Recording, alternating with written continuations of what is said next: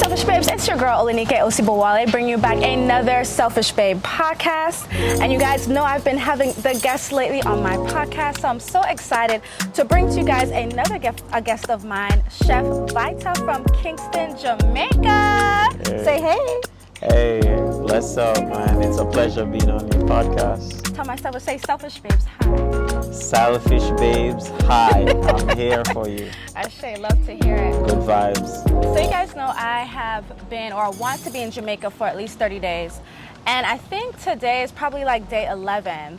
And so there's been a lot of Jamaicans I actually want to bring onto my podcast. And I remember when I was back in Jamaica, probably in early March, I had met Chef Vita through his Air BNB Riverside Dining Experience, right? I had decided, I've seen him post on Instagram because he has a great following. And I'm like, okay, when I come to Jamaica, I gotta do this experience. And I literally commented, I'm coming to see you. And I did that. And so I booked the experience in the link in his bio.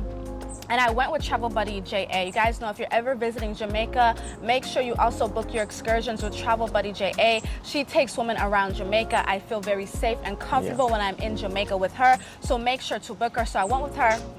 And we went by this beautiful riverside and we met Chef Vita with his winning smile, right? You guys see the smile, right? And he was a great host, very professional. The food was amazing. And what I really enjoyed about the experience was his knowledge, not only in the food, but like Rastafarianism. How you say that? How do you say it? Rastafarianism. Yeah, like I felt like when we were talking and chatting with him, he just felt like he was so passionate about what he was saying and the culture, and I really enjoyed that. And I was like, wow, like my Selfish Babes need to hear more about him, what he does, and just some of the self-beliefs that he has, right? And so when we're having this interview right now, one of the main things that I really want Chef Vita to talk about is belief in yourself. You guys know that, I know at least, that believing in yourself is really important. And I just feel like a big part of self-love is believing in yourself, because I feel like without that energy that you push for yourself and your own self-belief, you don't really get too far. Like, it's great when everybody else believes in you, but it's just like if you don't believe in yourself, you're never gonna get super, super far. Yeah. So first, I want Chef Vita to kind of introduce himself, tell us about where you come from, and tell us how you got into food. Hey, thanks for having me. Yeah. Hey guys, my name is Chef Vita. I am here based in Jamaica, Ocherius to be exact at the moment. That's where I am based, where I do business, and I do my Airbnb River experience there. I also run a juice and salad bar where we serve healthy vegan food on the daily.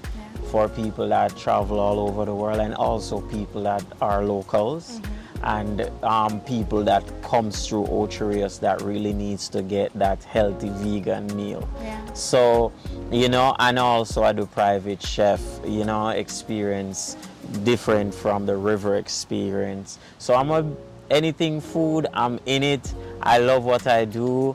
I am, you know what I mean, I'm just excited every day to live the dream in real time and by preparing food for other people, because I love nourishing people. Yeah. And you know, the journey has been a great one. Yeah.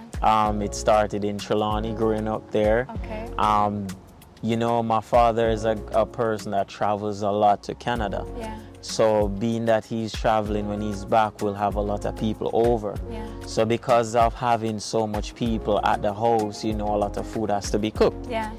So being that big pot I cook every day at the house, I'm always in the kitchen. Yeah. And with that energy and that, you know, vibe of wanting to see how the food is prepared, that was like the energy of wanting to know more about food, especially Ital food, because my cook at the time where we were living, he was just transitioning to be a Rasta man. Yeah. So because of me wanting to know what is this, what is that, he sent me to the elder Rasta man. His name was Chef Vita. I'm gonna pause you right there. So for my Selfish Babes that do not understand what Ital food is, what is it?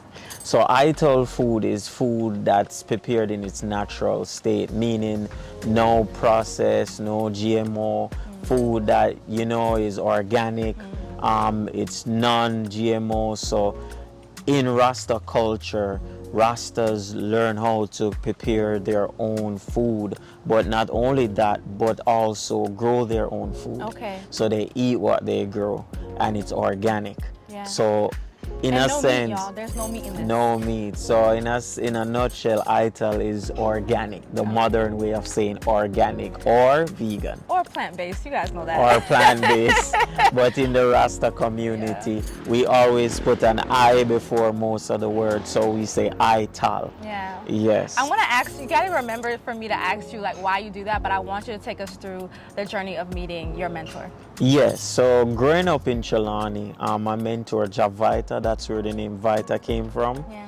So he impacted my life really well. I met him like around 10. Yeah. And then I started to go to his house, and he would tutor me. Yeah. And being there for him to teach me about the culture and about the food and music and everything. Yeah. His lifestyle inspired me so much to the point where when I was 13, I decided to just go straight ITAL, Wow. start to live the lifestyle. So going through high school, I was just so revolutionary, mindset, energy, more keen on what I put in my body. Yeah. And from that mindset from a young age actually inspired me to want to pursue a career in preparing vegan food, or aka ITAL food, for people. Yeah. I always wanted to be a chef, but just that lifestyle change inspired me more to want to be a ITAL/vegan chef. Okay. Yes. And what made you always want to be a chef? Like, what was that for maybe first memory or first experience? You're like, wow, I enjoy cooking for people. I enjoy doing The this. gathering of seeing people at my house every day. Yeah. To see my friends and people and neighbors will be at my house, just there in the living room watching Dish Network, in the backyard playing video games. It's just that communion energy of seeing people waiting like, yo, food soon ready, you know what I mean? So just that energy and hosting people, it just gives me that energy that, yo, I want to nourish people. It's just that my journey brought me to a level where I'm nourishing people with healthy and wholesome food, So that's where it started, just to see people around me. Yeah, guys, I really like that Chef Vita talks about nourishing people. When it comes to people being nurturers, personally, I feel like that's such a wonderful trait to have. And maybe, I don't want to say rare, there are people out there that are like that, but for somebody to want to nourish somebody like a nurturer, almost like in a mothering way, a giving way, it's very giving of it's very giving of you to cook this food and prepare this food with your energy, knowing it's not only going to be great for somebody's physical health, but also their mental health, their emotional health as well. Because as we all know, a lot of things is energy, right? And so I'm assuming that when you're preparing your food, you're looking at this from a holistic perspective, right? Yes, it's all energy. My dad is a very kind man. He's very giving. So that energy that, I grew up on and see him giving, it's just within me as a person to give, to share. When me and my friends are by the beach or by the riverside, I would be the first person that wants to start cooking, because that's my thing. I don't hesitate to go in the kitchen and whip up a meal, make some juices, just good vibes. So for me, I see that same energy exchange with my business and also with my experience. So the moment I am around the fire, it's me zoning in to nurture the person who is on the other side of receiving my art, Ashe, you hear what he said, y'all? He said his art. Yes. I think that's beautiful, right? Sometimes we don't think about the things that we do as an art. And so when you're talking about cooking and preparing a meal for people, why would you say it's art? Because it's the culinary arts. Yeah. It has to become it's like a dance. The ingredients, the flavors, the textures. It's art in its full capacity of expression. The emotions you put in with creating the food, the colors, Yeah. the texture. So for me, I'm very artistic. You know, I can paint, I can draw from a young age. That's why I was at Chef Vita's house, because he's very artistic. So once you have that artistic energy flowing through you, there's many ways you can channel it. Yeah. I just decide in my adult life right now to channel my artistic energy through the culinary arts. So every time I make a plate, Yeah. or I design my meals at my business, Yeah. I am looking at that artistic side of it Yeah. for presentation, because we eat with our eyes first. If the That's food true. does not look properly presented to you, you would be like, no. So the art with the food of preparing it, you have to make it so presentable to the point where the client is so pleased and ready to eat it. That's true. And when I was at the Riverside Experience, everything looked amazing. Everything tasted amazing. And I remember you telling me and Jari a story about the first time you cooked sip. Yeah. That was ITEL for your family. Yeah. We're going to talk about that. But first, I want Chef Vita to explain what sip is, because we would say soup, but we don't say that here, Yeah. right? Yeah, so in the Rasta community, we have our own terms and words and, you know, things that we say of communicating. So ITEL sip is a shortening for soup. But because in the Rasta community, words sound power, soup has meat in it. Yeah. And because we're dealing with no meat, we are saying it's ITEL, it's more plant-based. So we will say sip, because you're sipping some veggies, some nuts, anything but long as it's plant-based. So there's another joke where the head of the police station is called the superintendent.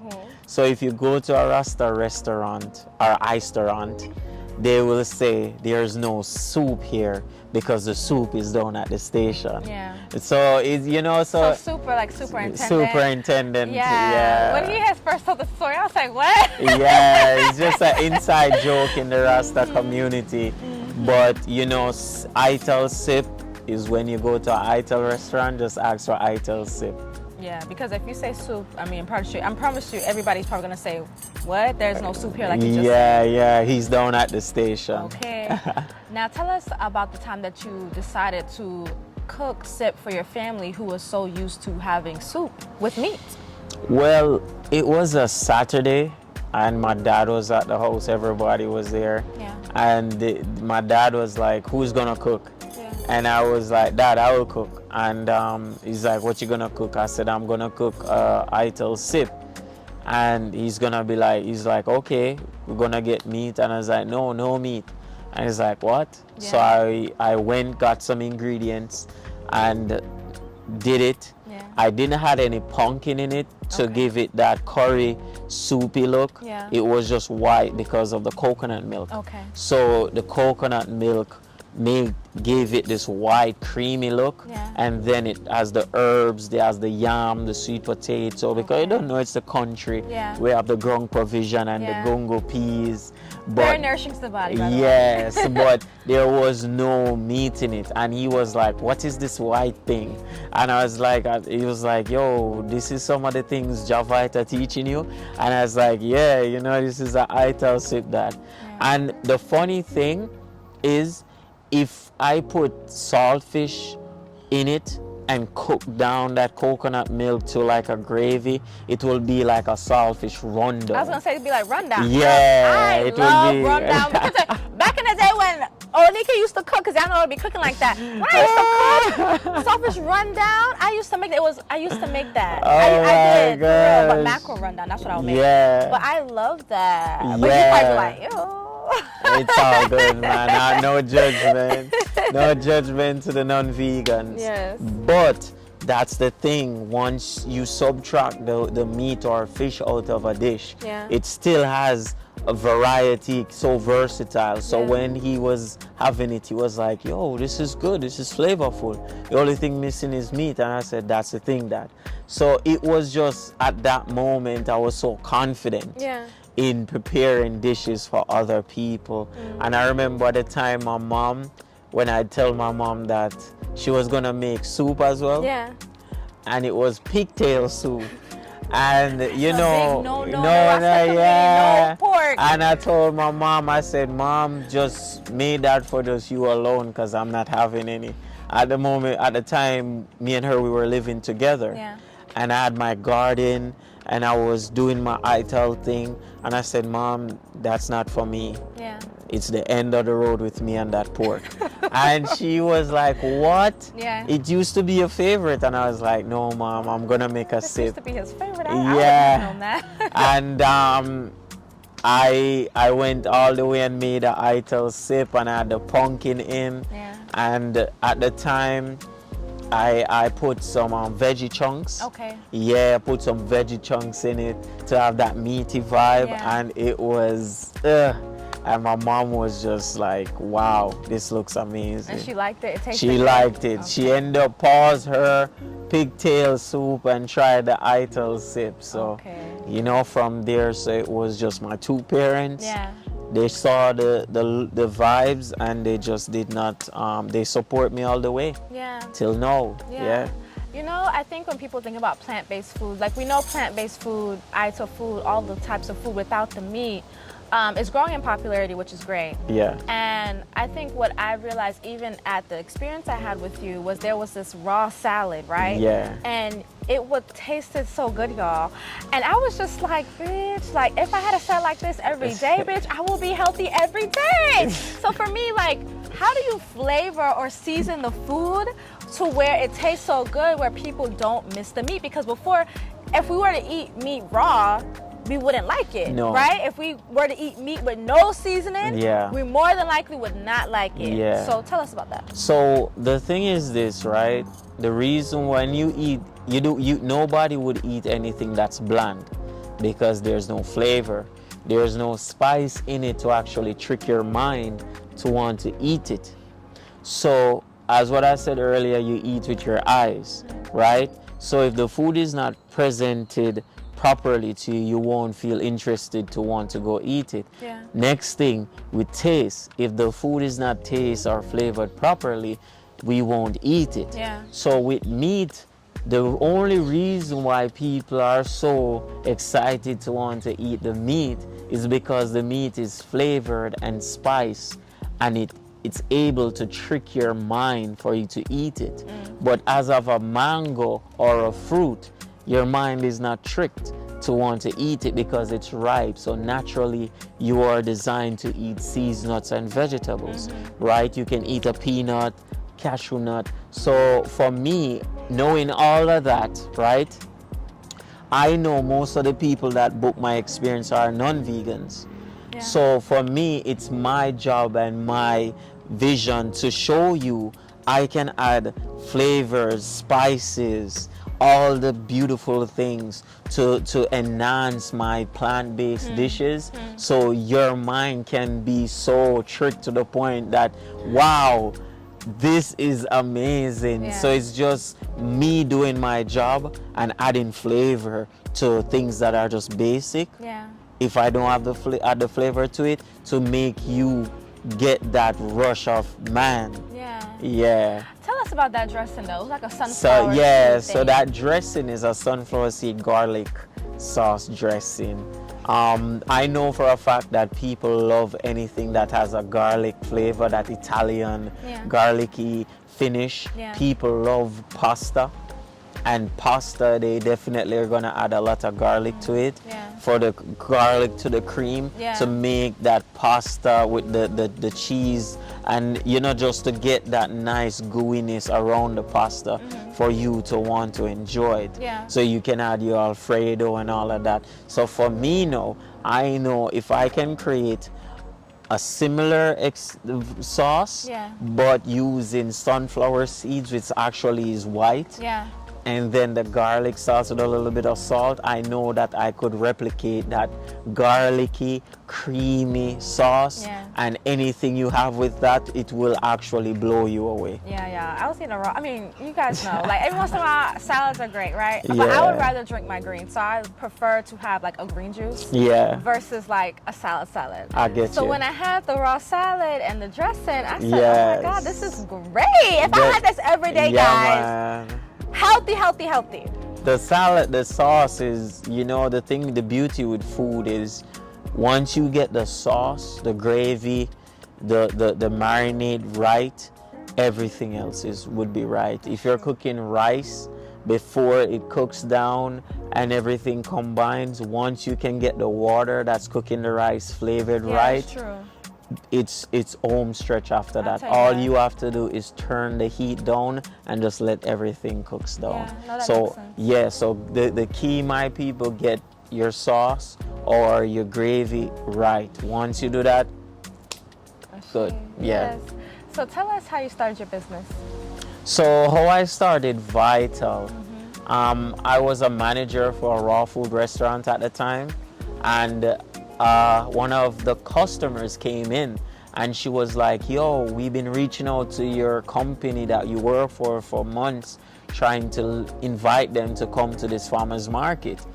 But you have a big following on social media. Your food looks amazing. Yeah. Why won't you just do the pop-up? Yeah. It's an amazing way to showcase your talent. Yeah. And at the time, I definitely was like, wow, as what you said, like, this was just the moment of me, like, yo, no, it's the time to believe in yourself. And my ex, at the time, she was like, yo, you can do your own thing. You can start your own business. You can be your own boss. And she was just speaking that into my life. And what I did, I started to buy equipment. Yeah. All the equipments that I needed. Yeah. And the farmer's market was like probably about a month after. Opportunity came up. I started to invest in myself. I started to buy up equipment, blenders. I bought up a stove, everything that I needed to do the pop-up. Okay. And I started to put aside some money to buy up stuff. Yeah. And I bought a igloo and all the necessary stuff I would need. And it's so funny, right? The day before the farmer's market, I paid for the shop and everything. I didn't have nobody to serve the food. Okay. Like, I would cook it, but to deal with the customers and collect the money. And one of my customers, Maverick, which is he's with me right now in my team. He was doing accounting. He was working at a firm, and he was a customer coming to get his lunch. And I asked him, because he's suited up and stuff, Very corporate. yeah, Wow. very corporate. He can speak properly. He loves the Rasta vibe. He's very conscious. Good present energy. You know what I mean? His presence is hopeful. Yeah. So I just asked him. I said, Maverick, would you like to accompany me at this farmer's market? And and he was like, yeah, let's do it. And he was my first employee. Wow. And we did it. It was an amazing, and it was a big eye-opening for me, because it was like the most money I've made just doing my own thing in one day.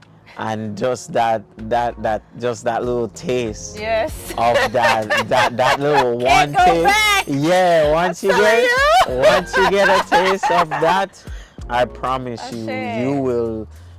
my whole view and mindset changed right there. Right there, I realized, once I believe in myself, invest in myself, and put the energy behind that, I see where possibilities are endless, and I'm a living proof of that.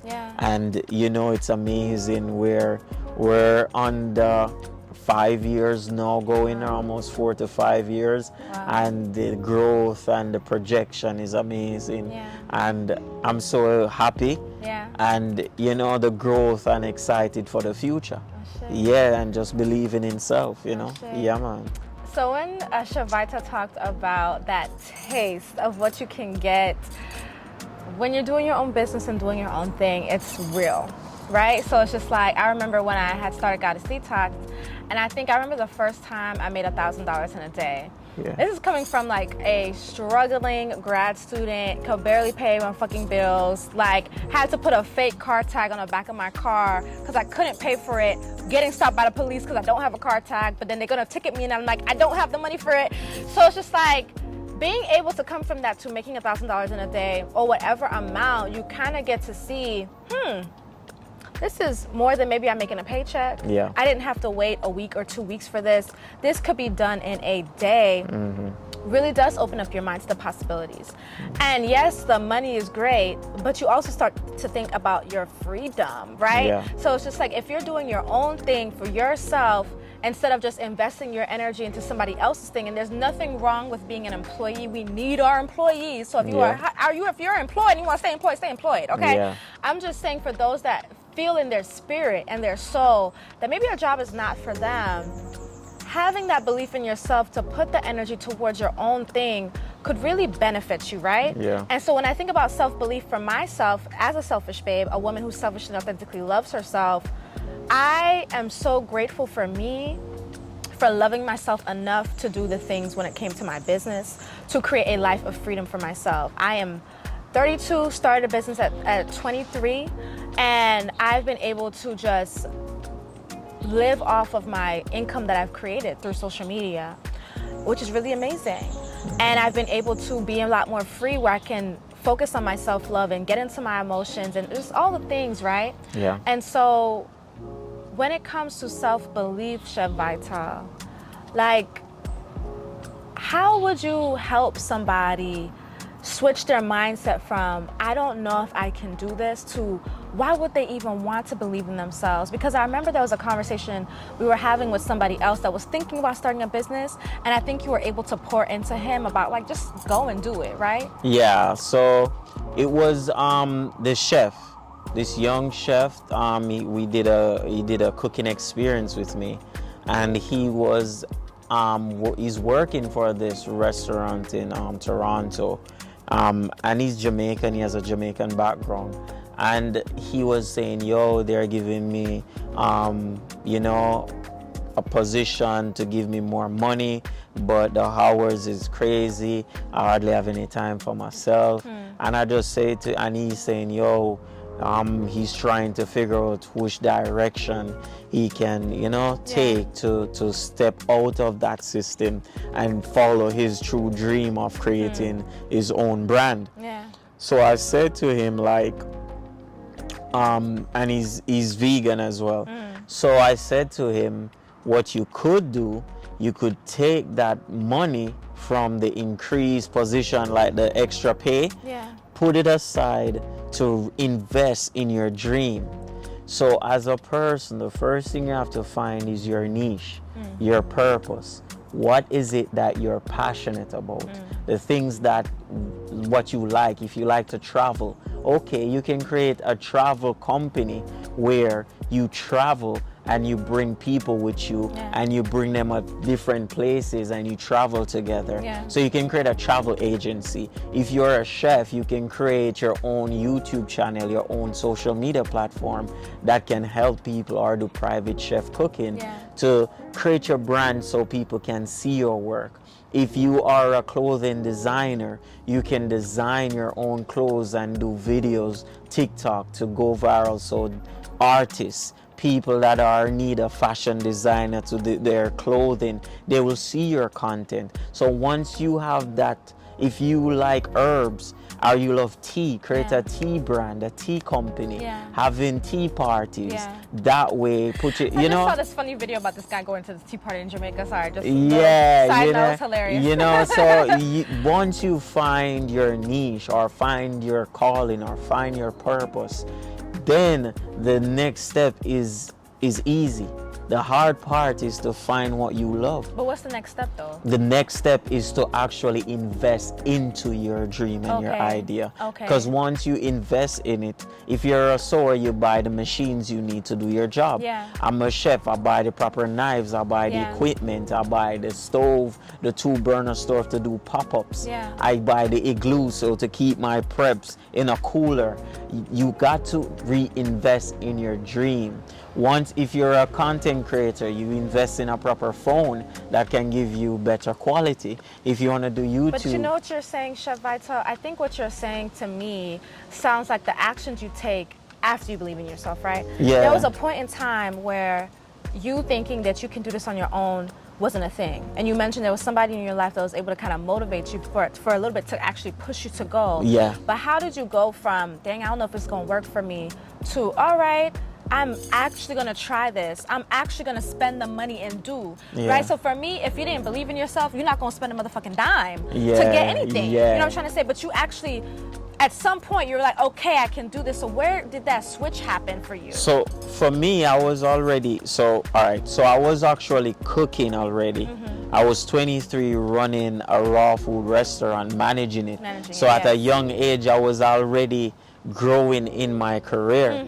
I already found my purpose. I was actually social climbing already in my creative way. You know, I was already known for what I do at 23 because I started early. So the next step was from a manager, from a worker to an owner. Yes. So it was me learning how to manage a business, learning how to run a business, and then my girlfriend at the time, she's traveled.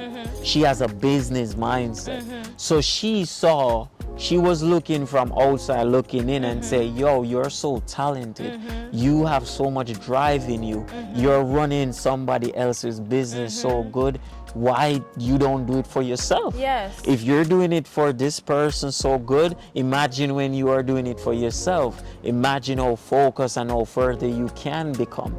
So it's just when you have the right people around you, that's the key. When you have the right people, your surroundings. So what I would say, find your purpose, that the things that drives you, and surround you with the right people. Surround yourself with the right people that will feed into your drive to become that next level person. And it was my girlfriend at the time. She saw how great I could become if I just made that one step. And just listening to her, and then I made the step, and then I started to invest in myself, so to prepare myself for the journey. The journey is not easy, it's a lot of work. Don't feel like, oh, I'm just going to do my own business and that's it. No. If you're doing 12 hours in somebody's job, with your business, it's like 35 hours because it's always on. It's not like off, because guess what? It always rely on you. You have the vision and you have to put in the work. That's true. That's why it's not built for everybody. It's not everybody's gonna be a boss. Not everybody's gonna own their own business. It takes a different level of dedication. But if you're a good worker, a good team person, you can work with people to become so valuable in a team that the team leader needs you, or they cannot operate because you do your job so well. We need you. So at the end of the day, if you're a good team player, stay there. If you're a good, worker, that's your lane. It's okay. If you want to be a boss and believe in yourself and invest in yourself and take yourself to that next level, it's going to take a lot of dedication and sacrifice. Yeah, and even if you decided to be a team player, there's still self-belief in that, right? Most definitely. Just in general, I think having self-belief in yourself in general, whether or not you decide to be a boss or an employee, is just really good for you to have. It's really good, a part of their self-love makeup, as I would like to say. Yeah. What is Rastafari? So Rastafari, Ras mean head. Head. Tafari means Rastafari, head. Tafari. Haile Selassie, that's Haile Selassie's name before he was crowned, and name Haile Selassie, meaning the power of the Trinity. Okay. Yes. So Rastafari is Haile Selassie's. Tafari Yeah. is actually real name, and Ras means head. Yeah. So every time you see Rasta, we represent head Tafari. Okay. Yes. So Rastafari is a way of life, way of self-belief and black consciousness in the sense of rebelling against the European indoctrination, aligning ourselves with the African essence. And we see Haile Selassie as the Black King. Yeah. And his teachings and his leadership are words we should live by and be inspired by, to see ourselves as higher beings and become higher beings of what the King asks of us. Yeah. So his teachings and his message is what we hold very great of inspiration, because we see him as our Black King. So Rastafari in Jamaica, because Jamaica is more of a European indoctrination from the British. So Rasta is a group of people who push more pan-African energy. So just in America, you have the civil rights movement. Rastafari was a way of rebelling against the system. Yeah. And for that, the system did not accept Rastas in the 1950s, Yeah. because the movement started around in the 1950s Yeah. by Leonard P. Howell. So it was more like a community gathering of people come together, a union of embracing their African energy and roots, Yeah. growing your own food, being self-sustained, belief on we provide for ourselves, we create our own clothes, we're our own man, we don't ask any help from the system. So just like that, it's like a selfish bay in a sense, you know? So funny. Yeah, you know what I mean? You self-reliant, Yeah. you know what I mean? So Rasta is more of a rebellion against the system. Yeah. And because of that, we create our own way of language, Yeah. our own clothes, our Yeah. own shoes. We have our culture, and then our music now Yeah. became so influenced, and then the food. Yeah. So the culture is so next level. Everybody wants to know about us. Yeah. But it's just we expressing our African essence. Yeah. Yes. I think Rastafari culture is really big in Jamaica, right? And when people come into Jamaica, I think when they think about Jamaica, they think about black, red, green, and black locks. Like, Yeah. just like in general, without Yeah. really any knowledge of the history. And it wasn't until I saw the Bob Marley movie recently that I knew that I had no idea that Rastas were like being like shunned from society. Yes. Or were being attacked. Like I really Yes. didn't know that until I Yes. saw that movie. Big- I yeah. really didn't know that. Like I thought I knew something about Yes. Rastafarian culture, but when I saw that, I was like, wow, that's like a thing. It was bad. Yeah. In 1963, there was the prime minister at the time in Jamaica issued a state of emergency, bringing Rastas dead or alive. Wow. So it was a genocide, why? a coral. Why? They call it the Coral Garden Massacre. Wow. Because a Rasta man was having a dispute over land, with some officers at the Rosal property. They wanted to get him off the land, and there was just some form of miscommunication and misunderstanding. They ended up shoot the guy. Wow. And they shot him, kill him, and then they burned down a gas station within the same proximity. And they Who were was they that burned down the gas station? just a group of guys just saying, yo, we're gonna burn down the gas station, but they had it to say it was a group of Rastas. Okay. And because Okay. of that, the government already didn't like Rastas. Yeah. There were a lot of things coming up that Rastas were getting blamed. Yeah. But the sad thing is, any guy in that time who has a beard, if you do anything wrong, you're a Rasta. Really? Wow. So if you just have a beard, but If you don't have locks, but you just have beard, they will see you as Rasta. And that wouldn't be, to be seen as a Rasta wasn't necessarily a good thing back in that time. Yeah. Right? So as much as we celebrate Rastafarian culture right now, back in the day, it was not it accepted. Wasn't safe. It wasn't Honestly, safe. people lived their life, but it was not safe. It wasn't safe for Rastas. That's why most Rastas would be up in the hills. They will grow their own food. They weren't integrated in society that much. Yeah. You couldn't own land or property or buy cars or be about, because they would say, dirty Rasta, come off of my property. Yeah. Or why are you in my store?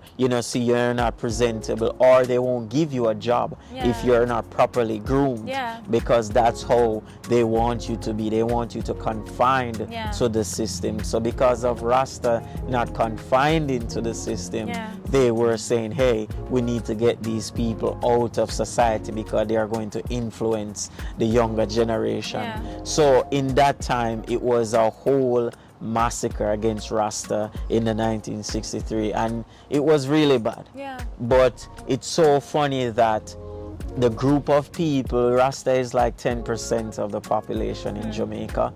It's a small group of people, but yet still the brand of Rasta is what they use to promote tourism, is what they use. They use our culture. So it's just to show you that once you believe in yourself and your true essence and who you are, do not confine to what other people want you to become. Stay true to you, because Bob, as a song said, the stone that the builder refused is going to be the head cornerstone. And that's why they are trying to capitalize off our Rasta culture. They're capitalizing off our image. They use Bob Marley as the ambassador for tourism. They use the fake locks to show you, hey, come to Jamaica. The hats with the locks? Yeah, Irie Man, feel good, our own slangs. So it's just to show you a group of people that they will battered and bruised and put down is the people now that's actually generating a lot of money to the island. So no, I agree, and I think it's important for my selfish babes to know that too, because I didn't know that, and I have Jamaican culture, so I'm pretty sure a lot of you guys that don't even have Jamaican culture didn't know that either. And if you decide to, if you decide to even want to start to be a Rasta, your family is the first people who's going to shun you. You were telling me that. Yes, like your own mother, your own dad, if they're not strong, they will look on you and say, look on my good son or my good daughter, go turn Rasta.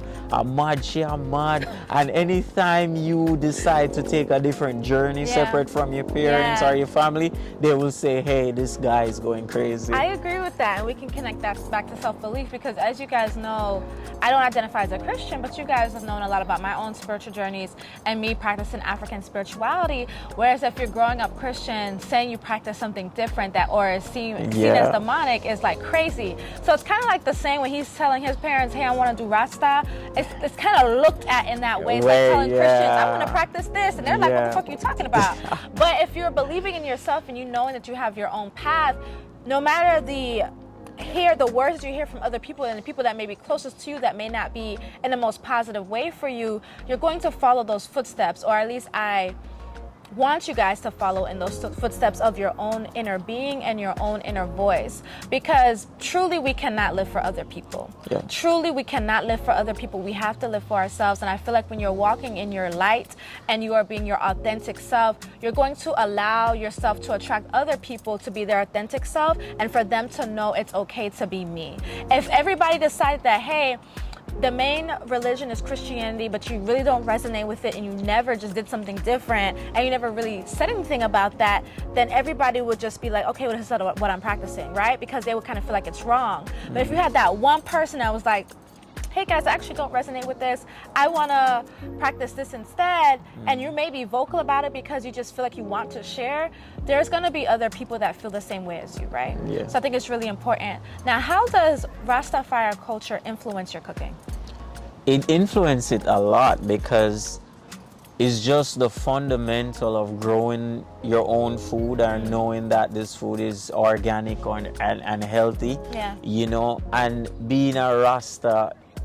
I would say every Rasta is top tier cook in the kitchen. Really? Yeah, at first, because being that your food is not prepared publicly, not everywhere you can go, you can get your type of food. So you learn to be passionate about preparing your own food. I can see that now. Yes. So once you know that, hey, I get these organic ingredients, I am going to be creative and create this amazing dish, and I know that this food is nourishing to my body. So it's not only just food, it's more of like a spiritual connection. Yeah. Because your body is like a temple, and what you feed into your body, and you are what you eat. So the liberty of Rasta is embracing the body as a temple and eating more of wholesome food for the temple and your mindset. So your whole aura, your whole energy, your whole being is of more spiritual connection with self. So it's not only just food, but it's a more spiritual, holistic energy around the whole thing of preparing your own food. That's what he said at the river. Yeah, you know what I mean? So I wanted to make sure that you guys heard that as well. Yes. And if you're ever in Jamaica, I highly recommend Chef Vita for your experiences and even going into your business. But where do you see yourself, or where do you see your business going? You don't have to tell us all the plans. Hey, I'm very excited for the future. You know, just from what I'm seeing, staying consistent, adding more value to the brand, to my own personal brand, growing as a person, innovating, learning more, learning new ideas, stay consistent with the projection of what it can become, learning my industry that I am in, study it. Learn from other people's mistakes or even my own mistakes from the past. And once I stay on point with that, I know for a fact that I will reach the level of not just only having 1 or 5 people for my river experience, but have a whole facility and busloads of people coming for my workshop, farm to table experiences, retreats, you know what I mean, having my own property where I can create my own holistic retreat, heal people through food, and also just had more franchise pertaining to the juice bar and giving people that early introduction of healthy food, even the kids, having the kids learning more of eating healthy from an early age, probably from school, getting healthy foods in the school, you know, probably a couple juice bars in the school so the kids can be introduced with healthy eating and make it hip, make it fun, make it be a lifestyle. You said hip, guys. Yeah, you know what I mean? That's what you gotta do. You got to make it hip. You got to make it, you know, it's a lifestyle.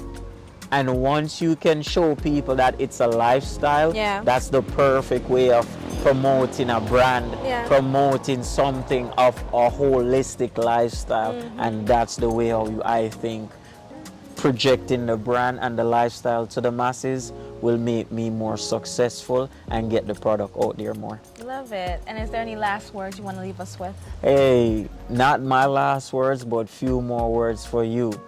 Believe in yourself, because at the end of the day, nobody will believe in you. Only you can believe in yourself. You know the vision that you want for your life. You know where you want to be in life. You know the life that you want. You know that the life you deserve. So once you know that life you want, vision that life. Work out a plan to get to that life and stay focused with that plan. If it's something that you need to invest in your business, keep saving. Put the money aside and start small. You don't have to start big. Start small, because when you start small, you will learn on your way the do's and the don'ts to get to your goal. And with that, you taking those small steps, start small, you will love the journey more. You will learn from the journey. So when you reach to that next level, you know that the journey it took you to get there, you cherish it and you learn a lot. So all I can say is those words to you. Just stick to that and I promise you, you will head to your goals. Thank you, Chef Vita, for being on the Selfish Babe podcast. Thank you very much for having me.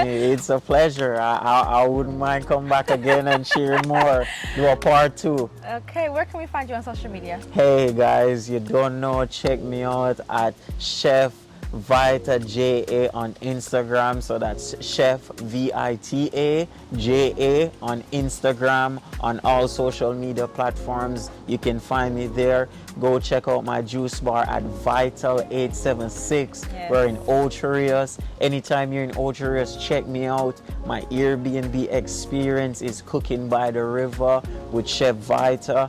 Anytime you book on Airbnb in Ocho Rios or St. Mary area, you'll see me pop up on Airbnb as an experience. The reviews are amazing. The vibe is right. If you're interested, book, and I will see you on the other side by the river. Ashe.